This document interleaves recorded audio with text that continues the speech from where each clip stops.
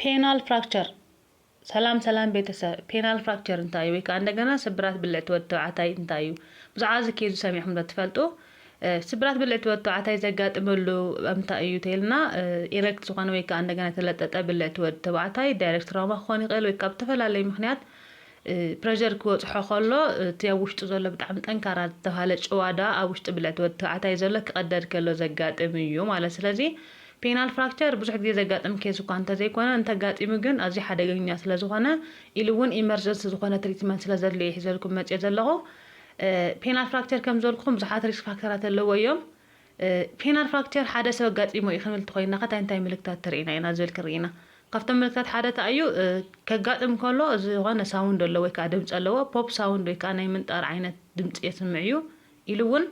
ድንገት ዝኾነ ወዲያውን ናይ ኤሬክሽን ሎዝ ወይ ከዓ እንደገና ተለጥነረ ብልዕቲ ወዲ ተባዕታይ ወዲያውን እቲ ምልጣጡ ገዲፉ ይልስልስ ማለት እዩ ተወሳኺ ምሕባጥ ወይ ከዓ እንደገና ኣብቲ ቆርበት ብልዕቲ ወዲ ተባዕታይ ምፅላም ክህሉ ይኽእል ኢሉ እውን ኣዝዩ ሓያል ቃንዛ ይህልዎ እቲ ቃንዛ ዋላ ከቐሲሉ ዝቐንስ እንድሕር እንተኾነ ግን ሓያል ዝኾነ ቃንዛ ኣለዎ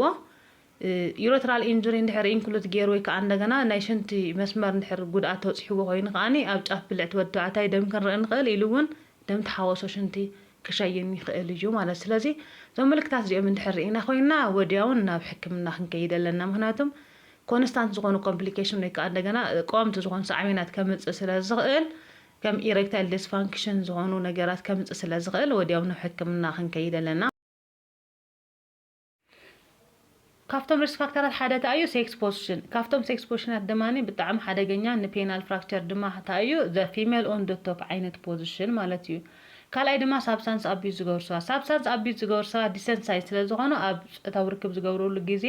ነቂሖም ነገራት ኩሉ ስለዘይከታተሉ ንፔናል ፍራክቸር ተጠቃዕቲ እዮም ማለት እዩ ሳልሳይ ድማ እዚ ዳይሬክት ትራውማ ዝኾነ ነገር ንኢሬክት ዝኾነ ወይ ከዓ ተለጠጠ ብልዕቲ ወዲ ተባዕታይ ዝኾነ ነገር ፕሬሸር ክዕልወሉ ከሎ ወይ ሰብ ክውዖ ክእል ወይ ከዓ ዝኾነ ኣቕሓ ክውዖ ይኽእል ከሎ